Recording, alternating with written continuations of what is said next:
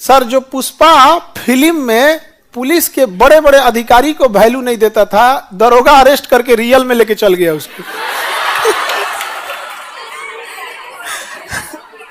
एक चीज याद रखना, पुलिस के पास अगर प्रेशर नहीं रहे ना, अगर पुलिस के पास अगर प्रेशर आ गया तो किसी को छोड़ देगा वो।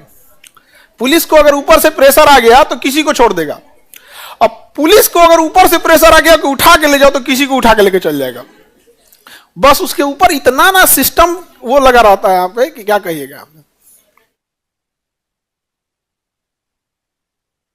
सही बात बोला है, खतरनाक। फिल्म में पुष्पा पुलिस को वैल्यू नहीं दे रहा था, उठा के लेके चले।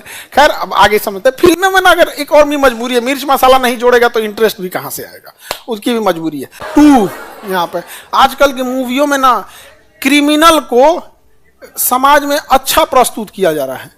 मोटिवेशन का स्रोत क्या हो गया है सब, क्रिमिनल हो गए हैं सब। और पुलिस को बदनाम करने में सबसे बड़ा योगदान इन फिल्म वालों का है। खुलेआम ऐसे पैसा देता है, ऐसे ले लो, ऐसे तन खुलेआम दे दो। पुलिस का काम अलग है, पैसों लेगी, इज्जत भी लेगी।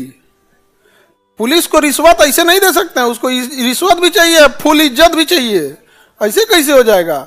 सब लोग को क्या समझे, मतलब जिस तरह फिल्मों में दिखाता है, फिल्म पूरा बदनाम करके रख दिया। अभी पुष्पा मूवी को देख लो, जो मेनली तो वो क्या है, क्रिमिनल, लेकिन क्या है भाई, चैलेंज कर रहे हैं पुलिस को कि हम ये कर देंगे, फिल्म में कर देंगे। यहाँ पे तो चाह दिया ना,